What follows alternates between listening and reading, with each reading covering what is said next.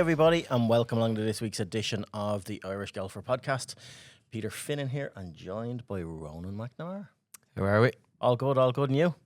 Mixed emotions. Mixed emotions. I don't know where to start with you this week. Yeah, we didn't do a podcast last week because, I don't know, you decided to up and jump off the Prague for the week. Went on the jolly up. So, yeah, like, you basically headed off on the Tuesday morning stating this could be my Italian 90 moment. I'm not missing this. The game wasn't until Thursday night. Yeah. So you take Tuesday, Wednesday, Thursday, Friday off work and come back Saturday morning hanging but happy. I know my body wasn't good, Nick. Just my heart was like falling out of my arse. I think I left my heart in Prague. Slightly mended by the real boys in green yesterday, but nah, fantastic. Unbelievable week. Who were the real boys in green? Mead. Just baiting you. It's grand. We've Finn Barron behind the camera here who's a Cork man. Any messages to them? It's nice of the 10 Cork football fans to show up. Cork football, Cork hurling, no silverware in Croke Park.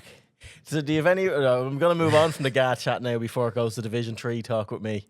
Was it worth it, Prague? Was it savage? It was everything I thought it would be. It was everything that I thought Italian 90 must have been like. And when Brown was stepping up to take the penalty, the groans that went round the room we were in, and then I thought, no, this is David O'Leary. So you went all that way and you didn't even get into the match then? No. But it was so much better than being at the match. You're some shot. Are you going tomorrow night? Are you going to the... Of course I am. North Macedonia? Yeah. That's what it's all about. That's it. You and about, all the Cork lads that didn't go to the match. Anyway, this is a golf podcast. We're getting sidetracked a lot here. This podcast is brought to you in association with Flowgas. So for all your household, commercial or business plans, visit flowgas.ie. So for your gas, electricity, solar, dual fuel, EV charging, cylinders or LPG, Flowgas got you covered. I wasn't going to test you this week. It's not the week for... No, don't. Pushing stuff. I barely have the capacity for this. I know, I know. But visit flowgas.ie for all of your energy needs. It's that time of the year as well. We mentioned it a few times. So like everything's just skyrocketing price wise. So Flowgas has some good deals on. So get in there, have a look if you're up for renewal. Flowgas.ie. There's so many angles to start from this week with this. What are you thinking? I think we should start with the good news. Yes. Yeah. Tiger's okay. No, Gary Woodland. I'm only messing with you. Yeah, no, Gary Woodland. Like, that's it. It is a tale of two stories. Like, one man who we're all rooting for, and then one man who, as every week goes by, people are just starting to give less of a shit about. So, we've so many angles. But yeah, good news story. Globally, this was picked up on 3 weeks ago. Redemption. Just what Gary Woodland has gone through. I don't think anybody expected him to come out and win. Yeah, because he's been back now for a year, maybe 2 years now, and hasn't really done anything. I think him just being able to play on the PGA Tour was an achievement in itself. Yeah, and to do what he's done now, first victory since 2019 at the US Open, to come back still, suffering from PTSD. I'm sure like the whole week was a real challenge for him as well from that point of view. And he just cruised to the win. Obviously, the challenge behind wasn't the greatest in the world, but yeah, it completely changes, the next 3, 4, 5 years of his career now as well. Has his card locked up, doesn't have to stress about that, into the Masters now next week as well. So yeah, it's amazing for him to come back from what he's had to go through. The Masters is a huge one in the majors as well, because his 2019 US Open win, that exemption ended for the Masters last year with a missed cut and stuff like that. So that's huge. But his golf, like, we can get into all the details, like, and he likes this golf course. Obviously, he opened with a 63. A year ago, he started this tournament with 62 and finished second, and we thought that's an unbelievable achievement. He's kind of back where he wants to be, but then he's come out in the meantime with his story and fighting PTSD and stuff like that. But yeah, like, to put a 63 and then strap on top of it what he did, like his opening 36 holes, he birdied 15 of the first 36 holes. And his 54-hole and 72-hole scoring records were also career lows for him this week. 21 under par is the lowest 72-hole score in this tournament's history as well. So, like, phenomenal golf. He totally owned this field.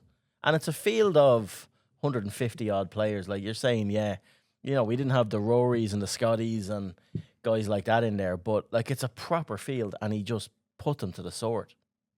Yeah, it was a great display of front running, you'd have to say, as well. And those 3 birdies in a row on the front 9 yesterday, I think was the winning of it, really. Nikolai Højgaard had struggled on the front 9, but wasn't, completely out of it. And I think once Woodland sort of turned the screw before the back 9, all he had to do was Just keep coast the ball home. in play. Yeah, just keep the ball in play, and did that. 8 pars in the bogey on the way home. And yeah, the scenes on the 18th were fantastic as well. I think it probably... Is it the story of the year? It might be the comeback story of the year, but depending on, I suppose, how the majors go, it could well be the story of the year. It's definitely the one that's going to pull the most heartstrings. I can't see anything else that's going to surpass this for the year when a guy comes out and just opens himself up on TV and lays bare the raw emotion of what he's having to deal with. And you just root for a guy like that when he puts it out. And you could tell that, like, everyone, it's just such a pity. And we'll get into the whole Tiger thing after we've had a proper chat on this.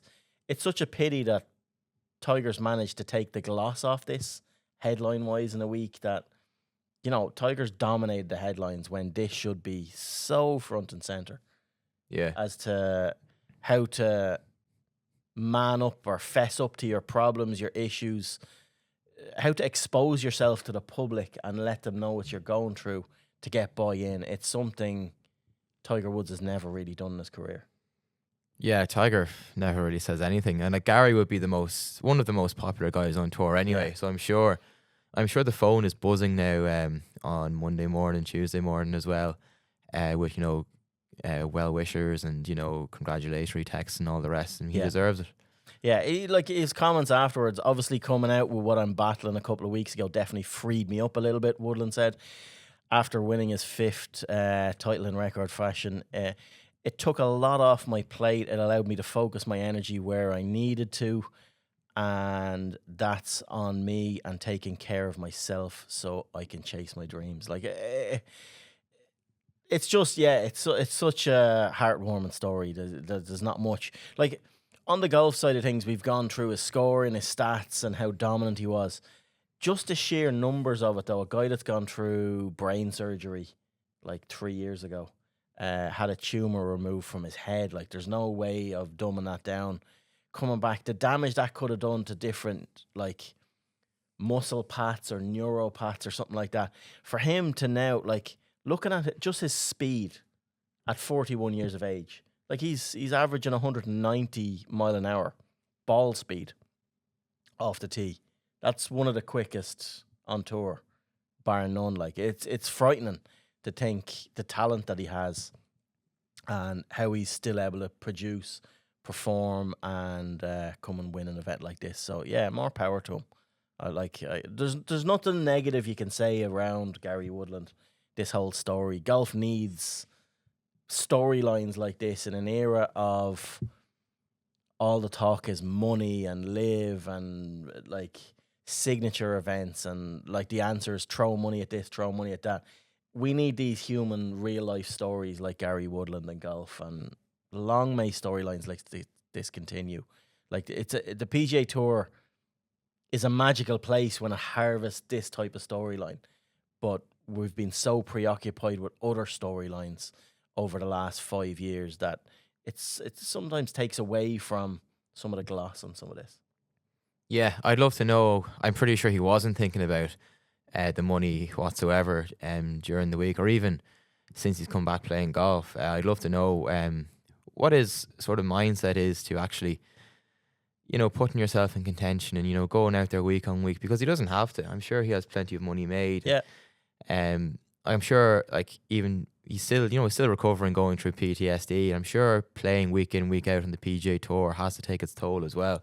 Like, I'm pretty sure. Physically, yeah. Yeah, physically and obviously mentally as well. And I'm sure, like, weeks on the PGA Tour are no longer normal weeks for him. And to see what he's done is absolutely fantastic. And, like, it changes the course of his season up from 139 to 51 in the world. If you can just maintain that ranking throughout the season, he'll be into the 4 majors again. And, it sets him up then well for next year as well. So, yeah, he's back on the map. Not that he had ever gone off it, but he's back on the map now as a real player again. Mad to think that it's 7 years since his last tour win. I could have sworn he threw one in like 2021 or 2022, Yeah. something like that. Yeah.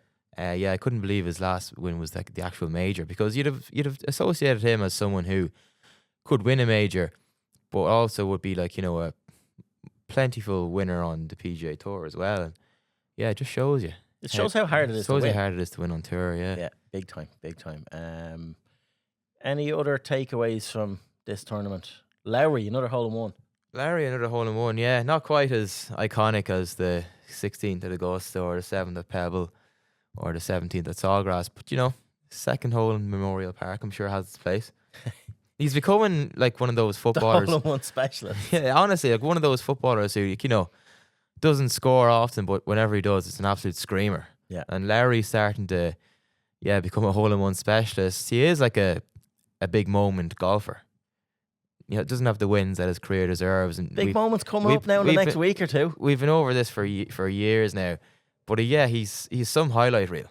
I'm still bullish on him for the Masters. I think he's going to feature. I'm blind to the real world probably, and I've been cut down. He showed a lot this year. You owe a lot of people a lot of money. Yeah, I do. But he showed a lot this year without it amounting to that win. He's done everything bar win, and his stats still, like his proximity to the hole is, we'll leave it for a Masters preview pod for next week. But I'm getting excited. Are you? I'm asking you this all the time. Are you excited? This time next week, you'll be in the media center. I'm not looking beyond the West or the Valero Texas Open. Seamus Power in the field. Anna Foster making her LPGA Tour debut. There's lots on, Pete. You're a disgrace. There's lots on. You're a disgrace. You're an absolute disgrace. But yeah, Seamus Power. Yeah. What about him? Yeah, look, it's been tough for Seamus. Hasn't really quite kicked on since coming. I think it was 11th at the Farmers Insurance. Getting in off reserve lists for like 3 weeks in a row. Hasn't capitalised on that really. Yeah. Whether it been going well and then having a poor Sunday or just struggling to make the cut and not kicking on. Obviously, he missed the cut this week. He must have been still hungover after Thursday night. But yeah, he's in the field this week for the Valero Texas Open. And it's funny, like it's a last chance saloon for everyone. If you can win, you're in the Masters and, change your career and your season around. But I think for him, it's about just trying to maybe get a top 15, 20, top 10 if you can. Because between now and I think the 7th of May, there's the Masters, 3 signature events and a team event. Yeah. So he's not going to be playing. Yeah, he just needs to find consistency, doesn't he? That level of consistency that he's struggled with over 4 rounds. Yeah, but that's, like, I was thinking of it there recently. It doesn't really matter how well or how poorly you're playing. It's all about Sunday. Yeah. Whether you're 10th going into Sunday or you're 35th, you shoot a good round, you could end up in the top 10. You fall out of the top 10 on Sunday, you could end up 54th, and that's sort of the way it's been going. Yeah. Any other takes from the Shriners Children's Hospital Open? No, just, the birdie turning into a triple bogey was quite entertaining. On the 19-foot putt? Yeah. That was a mental pin position. You get that in pro golf sometimes, like that. It's just an overly spicy pin thrown in, and it's nearly inaccessible. And it'd be different if it was just him. A lot of people struggled with that pin. It wasn't just, what was the guy's name that did it?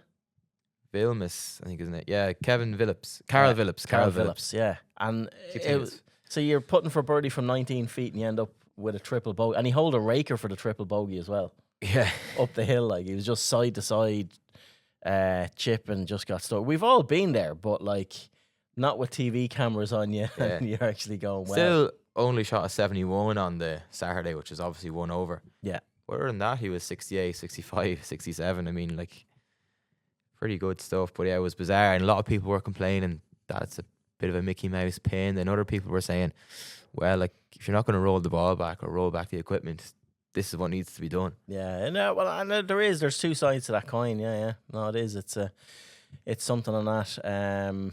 No Rory declaring for this week either, which still. You think he should play? Yeah. Yeah, I probably would think so as well. Yeah, I'd like to see him get the reps in, but he's obviously going about it his own way, and I can't see him declaring late. It's Monday now as we're recording this. He's not in the field, so yeah, I think that's it. We're just going to see him for the Masters next week. You're going to see him for the Masters up close and personal. With any luck. With any luck. Yeah, it's a strange one, but yeah, he's obviously been down there and done a bit of practice on the course in the last week and is preparing his own way. But yeah, I just would have preferred to see him get a few more reps in. But yeah, so lot of Irish scouting missions going on. Larry went down last night, so he'll be there Monday, Tuesday. Tom McKibben was there last week. Yeah, he went down with Tyrrell Hatton, didn't he, and had a look around. So interesting. No, it'll be good. When the clocks change, it's game on. When the clocks change, it is though. It is because everything change, man. Oh, I think all golfers should be pro clocks going forward. It gets asked a lot of time. Oh, people say, "Oh, there's no real point." If you're a golfer, it means the world. That extra hour in the summer is massive. It's the start of after work 9 holes. Get the full 18 in. Right, let's bounce from there then to, before we get stuck into Tiger, DP World Tour. Another great story out in India. Alex Fitz. Yeah, first DP World Tour win. I think he made 8 birdies as well on the way to win. He did, down the stretch. Open. Starting on the 6th hole, he made 8 birdies from there in. Still finished with a double. Look, if you have four shots, take them. Take them. Yeah. He's dead right. But yeah, like he started. He was 6 strokes behind at one stage in that final round because he didn't get off to the best of starts. Dropped a couple early on, and yeah, just caught fire. Eugenio Chacarra, yeah, the man that opened up on Liv when he left. Yeah, we spoke about Fitzpatrick having a double. This guy fell apart, bogeying 15, 16, and 17. Yeah. But like, it's such a difficult golf course. It's a real plotter. You take it all like with a pinch of salt, really. Didn't we speak to Conor Purcell about it last year? He said it was mental. Just insane, because it's real plotters golf course, A to B to C. Like, you can be hitting 8 irons off tees and then your approach in is like a 5-wood or something. Like, it's just one of these real tricky golf courses like greens, and the undulation change is off the charts. Greens nearly put up on trees, like they're that far above the fairway and you can't even see the pin. It's amazing stuff. And it was quoted, I think, the toughest golf course anyone will ever play earlier in the week. And you can see it as well. Like, the scoring is always quite high. Yeah. And yeah, to even break 70, like, it's an outrageous score on that golf course. Alex Fitz is someone that he's obviously been pro now for 4 years. It's been a slow burner for him, career-wise, to date. But he's been steady at every step of the way. Like, it's on Challenge Tour, wins on Challenge Tour. He's a very steady career progression. Yeah, I think so. He's up to 136 in the world. I think he made the DP World Tour Championship last year as well, if I'm not mistaken. Yeah. So you can see, like, there is that slow progression, as you mentioned. Like, he's held his own on the DP World Tour, you would have said, and I think it probably come to the stage where at some point, if you get the win, you can really kick on, and he'll be no doubt looking now at top one of those 10 PGA Tour cards, which it would be amazing to have 2 more brothers on the PGA Tour. Yeah. It's gonna be I don't know, like, I love the idea of guys with something to target, like him targeting the top 10 in the order of merit to kick your career on. But it's a sad state of affairs that's what it's come to on the DP World Tour now, that is the ultimate goal. You play your stones off to get off the tour and get onto a better tour. Yeah, but it's just the way of the world, isn't it? I mean, we don't even know how those top 10 cards are going to go next year with the PGA Tour schedule and all that kind of thing. So that continue, or will we just actually even completely drain away more talent even quicker?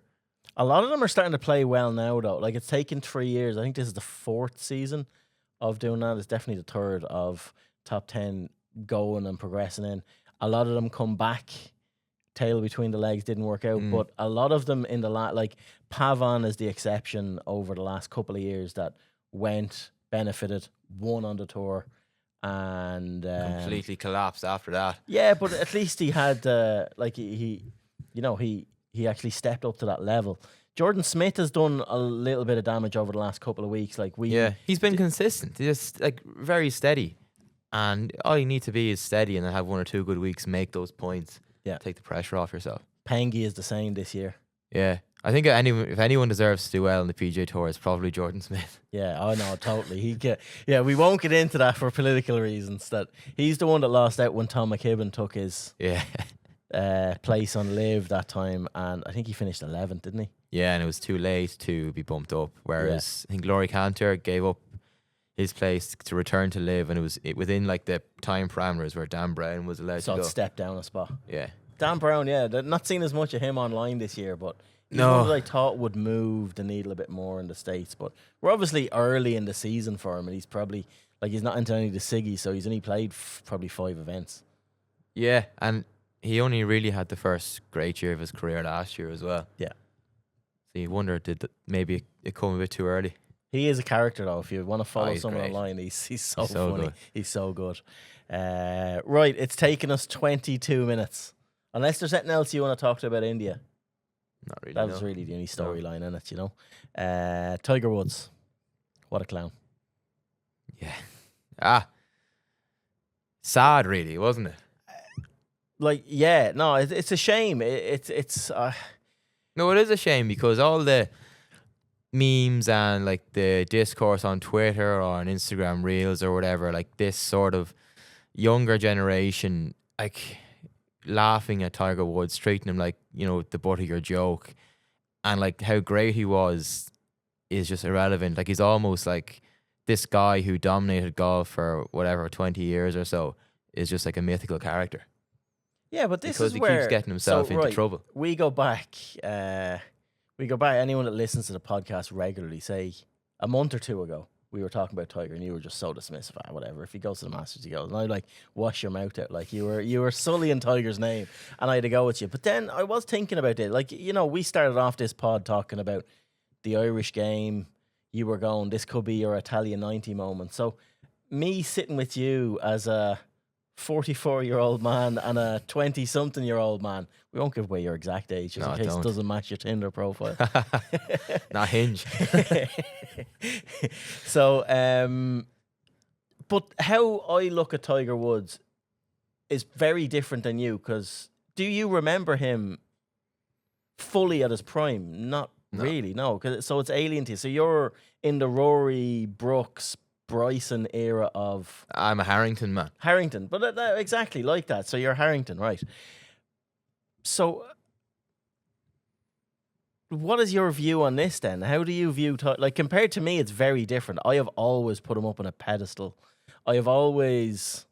The golf was the important thing. It did the talking, and I've experienced that, and I know what he's done to the game, because I'm old enough to remember what golf was like just about before Tiger Woods and the heroes that we had back then. But like this, like, you don't have the same respect for what he's done in that way because you haven't experienced it. And that's actually probably a better reflection on how you judge him now and your generation compared to what, because it needs less of the guys my age saying like, yeah, but he did all this.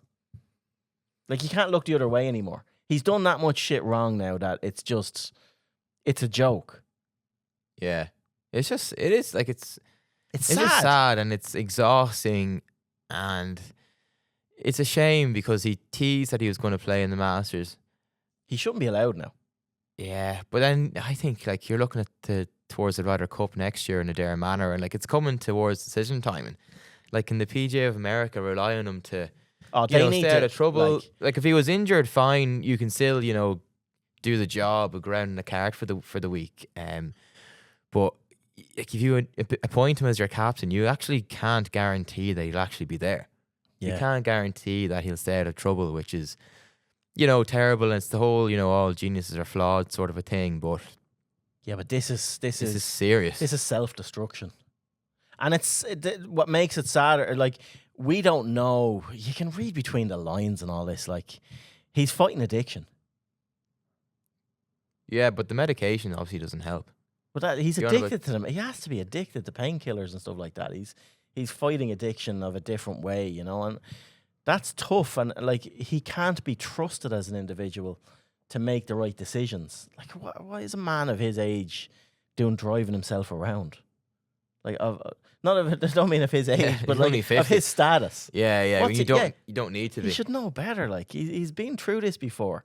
He's had some arrests and he's had altercations with the law. He shouldn't be behind a wheel if he's on any medication like that. And he's obviously choosing to do that. And he's just making bad choices. Like, but you're mentioning about the Ryder Cup. Like, all these things should be taken from Tiger Woods now. Golf needs to grow up a little, and golf's tried too hard to ignore keep him relevant. And ignore. They need him. They need superstars. Like, no one really has filled that gap. Rory's definitely closest to doing it and has completed. But again, this is going to take the gloss off Rory going back to Augusta National for the first time as a Grand Slam champion. Like, that Tuesday is going to be all Tiger Woods. Tuesday is going to be all Tiger Woods Champions Dinner rocking in, and he'll be asked about it, obviously, and so he's taken away from the Gary Woodland thing and all that. But PGA of America need to grow up here, move on. Has to be a plan B. 2027 and a dare. Just take that decision from Woods. He showed no interest in it anyway. Just take it out of his hands. Remove him from the process. You're not capable. You need to get help. Sort yourself out. PGA Tour needs to do exactly the same. Drop Woods from all committees. Stop including him on making major decisions about the future of golf when he's not in touch with the present. Yeah. Like, you just can't. And it'd be nice to see the sport set aside the optics of all this and PR plays and, rating ambitions and profit concerns. Send Tiger a message, one that'll inspire him to hopefully ask the right people, professional people who can help him to manage whatever his pains are or whatever he's going through. Just back him into that corner to look for help, because I don't think he doesn't seem emotionally capable of doing the right thing. No. Or mentally capable of doing the right thing, because he's always had someone whose whole life with a mop and bucket clear up after him, be that his mum or dad, what they were doing, or his manager Mark Steinberg, what he's been doing throughout his career. I don't know. And I read some interesting stuff online of people comparing, like, he's the ultimate global superstar and he's a childhood prodigy, and read books before and listened to podcasts on, like, comparisons of, say, a Michael Jackson or someone like that. That when you get ultra famous at such a young age, you kind of stay at that age for the rest of your life, for the rest of your career. And it seems that that's happened with Tiger, that he just doesn't have that grown-up sense of reality and maturity. He's 50 years of age now. Like, it's sad. I heard, like, David Livingston said he's sort of like just been unable to grasp what it takes, like, to be a good human. Yeah. And that's the truth. Harsh, but, like, it's probably true when you strip it all back. And, like, he's, like, been this superhuman force of nature that, like, just makes really, really basic human errors. Yeah. And, can't seem to stop himself from doing so. And, like, reading Brandel Chambly's comments as well, calling for him to just, give up golf. He's essentially been retired since 2021 or 2. Whenever. Yeah, but we keep wheeling him out. We keep putting the pressure on him to do it. And, like, I've been lucky enough to be very close proximity to Tiger and see face-to-face at events over the last decade and see the change in him physically. Yeah, he's getting older. Like, you're going to see a physical change. But, like, he looks dead behind the eyes of a lot of stuff that he's done recently. But you see him at TGL, like he looked puffy. Yeah. And I he was at the TGL thing was when he sat down. bursting with sweat, and like he Yeah. just, I'm sure the medication has just completely bloated him, and he just never looks healthy. Yeah, and he's going to kill himself unless golf just leave him to heal and he makes the decision himself to actually do it. Like, facing addiction, if that's what it is, and that's what all it points to, like, it's not to be underestimated. It's a sad, sad state of affairs. I've went through it in my family, but I'm sure there's so many families out there that, and you become an enabler sometimes if you're around someone fighting addiction, be it someone asking you for money or someone asking you for this, that, or the other. And you help them because you feel guilty for yeah, not. you feel connected and you feel guilty for not doing it. And I've been down that rabbit hole of enabling and helping, and like, yeah, that's what makes it so sad, because he's like not just a generational talent, he's a human race talent of probably the greatest player that's ever picked up a golf club, and it's ending up like this. He's we need to get over the fact that he has stolen things from us. Like, we have no skin in this game. He's given us enough. And no, the one that's won too many. Park it in the past now. Tiger Woods is a thing of the past. Let him come out and play on the Seniors Tour when he's ready, if that's what he's ready for. But he should just draw a line under 2027 and get help. Or under 2026, sorry, and get help. And if we see him back in 27, we see him back in 27. But there's still people out there that think he should rock up to the Masters next week, which is, it's batshit crazy. Like, it can't happen. All the patrons will have their free Tiger t-shirts. Yeah. But he just needs to take responsibility even on that. Like, that, you remember after the last one when, like, those photographs of him, like, off his face. Yeah. When he was arrested last time. And, like, he laughs walking by people with those t-shirts. He shows no responsibility. Yeah. Well, even, like, speaking up on big issues, a different sort of point. But, again, never really engaged, never ever wanted to be sort of the face of the sport, the spokesperson for the sport at all. Not definitely, not to the extreme of McIlroy, but not even, like, mildly at all. He just never seems to tell the truth. And he needs to tell the truth to himself. That's very deep, but he just needs to take responsibility for his own actions, his own life now. And golf needs to leave him alone to heal and draw a line under it. Hopefully he gets the help he needs, because he is going to be a future Ryder Cup captain if he sorts his shit out. But if he keeps on this path that he's on now, not my fear, like, it's a very harsh thing to say, but I don't know. I think we live in a world where Tiger and Phil won't be Ryder Cup captains. Really? Yeah, I think it's the same for someone like the European old guard that we got rid of after 2021 by necessity, and they obviously, in going to live, made their own beds and that. Like, G-Mac should be the captain this year. There's no doubt about that. If he hadn't gone to live, he would be. I'm convinced. And yeah, I just think, Will Poulter, Garcia and the likes become captains. Unlikely at the moment. Westwood. I think maybe USA have to maybe just accept that Tiger, if he isn't kept on for the Adair one, probably won't get it again. And Phil definitely won't. I don't think Phil's too far down the line now. Too much insider trading going on. Yeah. Yeah, it's sad. And it doesn't help. Like, the American media have a total different spin on this. So, like, when I seen Dan Rappaport. Don't be shouting out other lads. No, but when I seen, that definitely be clipped up. But, like, you'd swear it was a funeral. Yeah. He's crying on the thing. Like, he's pretty much crying at tears. And a lot of what he says makes sense, but... You'd want to have been in Prague on Thursday. Yeah.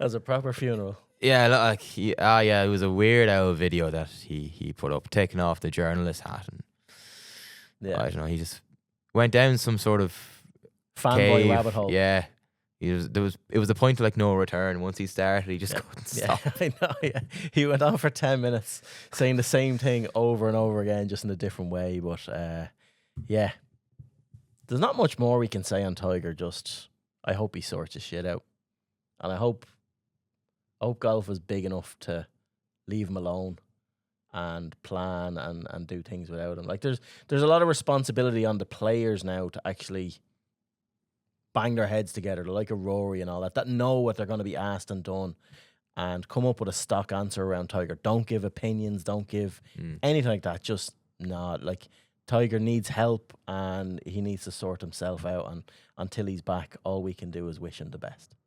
Like if they need something like that just to quell this, and Tiger just needs to go off the grid. Like he's an assassin in his career. If he applies the same, like the same mental strength that he applied to, which you know is in him as a competitor. The biggest fight he faces now is personal challenges, and if he puts the same energy into that, he'll kick the shit out of anything. He's that type of mentality. If he actually gets his head around it, there's nothing he can't do. So I don't know. I think there's a Nike ad. Even during his pomp, he was still, misbehaving. Yeah. We say, quote unquote. Yeah. Right, let's draw a line under it.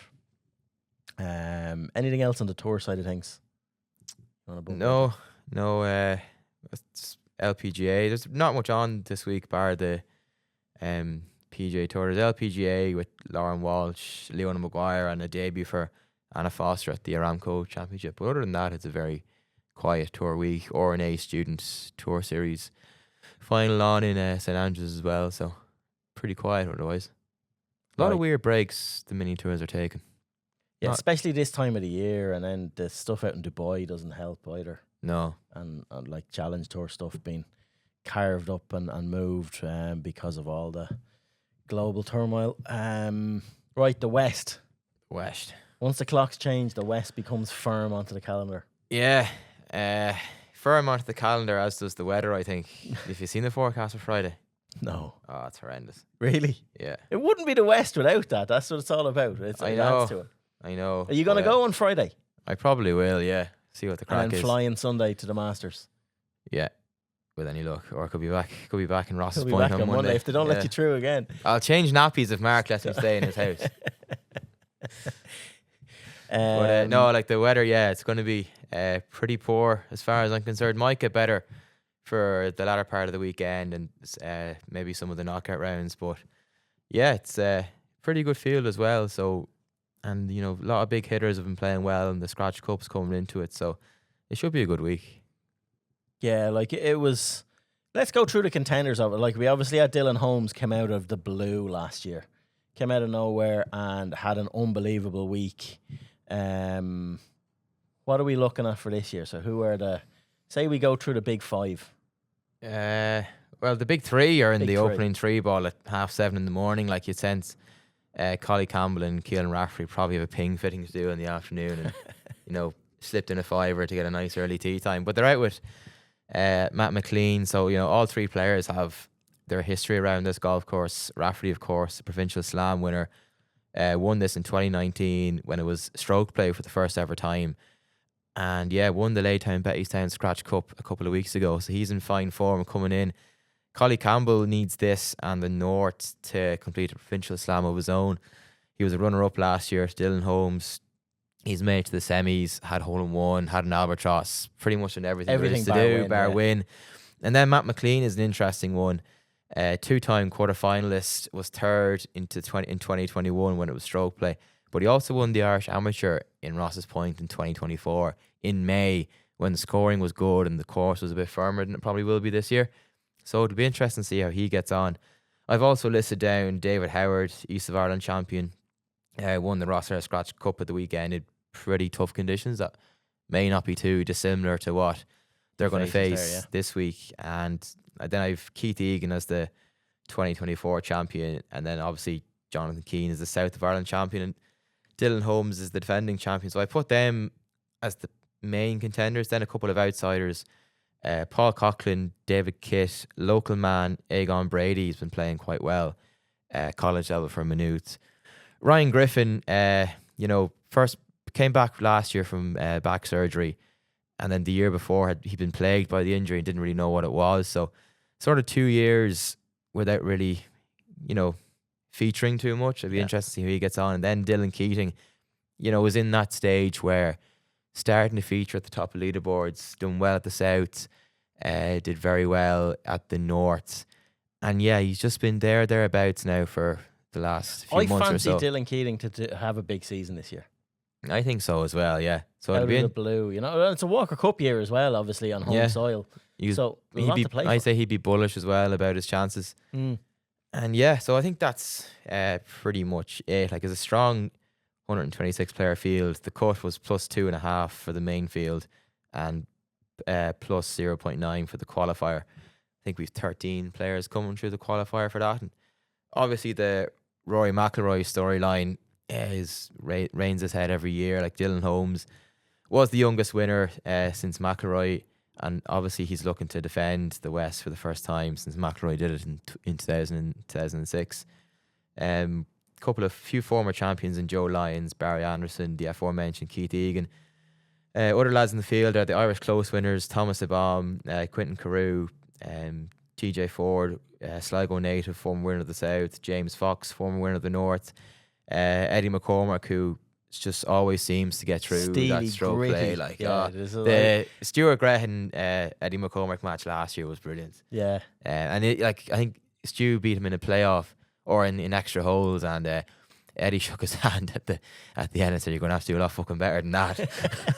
Which is and he was brilliant. right. Like, he was right. And I remember talking to Stuart about that, and he was like, "Yeah, like it's a proper. You've been in a proper fight." Yeah, and then some younger players like William O'Riordan, Mark Cadden, Conor Hickey, Alex Kearns, and a few others, and just to add in as well, the G4D at the West. You've star names like Brendan Lauder playing, obviously Cian Arthurs, Mark Cloherty. So it's all go.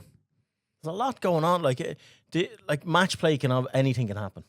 Yeah, anything That's can the happen, thing. and like, you're sort of damned if you do and damned if you don't with picking contenders and putting money on, because amateur golf is so volatile. I mean, who would have picked Dylan Holmes out of a lineup last year? Yeah, and he goes and does something unbelievable.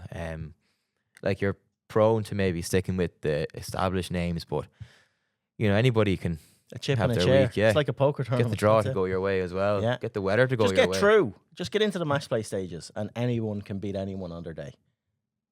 Absolutely, yeah. That's what it's all about. No, I'm looking forward to it. I always like. So you'll be out there on the Friday. Mark will be there all week, All week, yeah. getting away from the house. Yeah. Bring the baby with him. Bring the baby. That's why I said that last week. You'll have to You're going to win this in 18 years. get a photograph with the baby in the cup.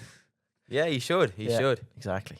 But no, it's brilliant to have the season back, and obviously it's a big one here with the Walker Cup coming up in September. So hopefully we get good fields for our Irish Championships as well, maybe more so than we have recently. It would be nice, like in a Walker Cup year, to get more internationals showing a bit of interest in this. Yeah. It just doesn't happen. Other than the South, I don't think really anybody's going to flock over. No, that's it. Yeah, tough one. But anything else to hit on? Just like there's been more course changes in County Sligo this year. Obviously 2025 saw like a restoration project with Martin Ebert or however you pronounce it. Ebert, yeah. And some minor changes, a couple of major ones. But this year, like, there's been more changes. They'd phase 2 of the master plan. So the par 5 third hole will have a new green complex.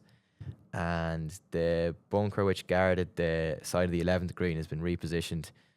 And then the par 5 12th is probably where the biggest changes occurred. The new green again constructed, moved, and lengthened by, I think it lengthens the hole now by 25 yards, and kind of brings in the backdrop of the lighthouse more into play. So more from a playability and a visual point of view as well, because it is a brilliant stretch.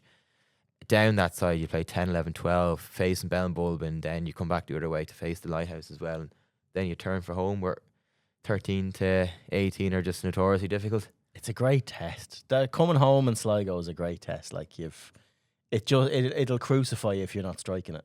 Yeah, I mean, if you're playing 17 in a left to right gale, your 5 is a good score, bogey is a good score there. Like, yeah, no, I'm looking forward to the West this year, so it'll be good. To have that back to back, the West and the Masters, is like game on. Time to get my own clubs out. Yeah, that's it. Anything else? I don't think so. No? Just being away, I suppose. I was kind of looking from afar what was going on this week. So yeah, I'm pretty much done. I'm sorted. I'm the same. And, like, it's heroes quiet and villains between the Masters, and yeah, it'll be quiet between the majors going forward as well. yeah. But heroes and villains, then, like, they kind of pick themselves this week. Yeah.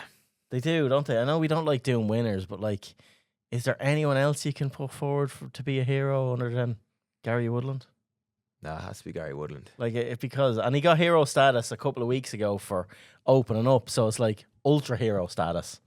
Yeah, like you could, which links into the villain of the week or clown of the week. They're probably the same person this week, actually. You'd give hero status nearly like up there with.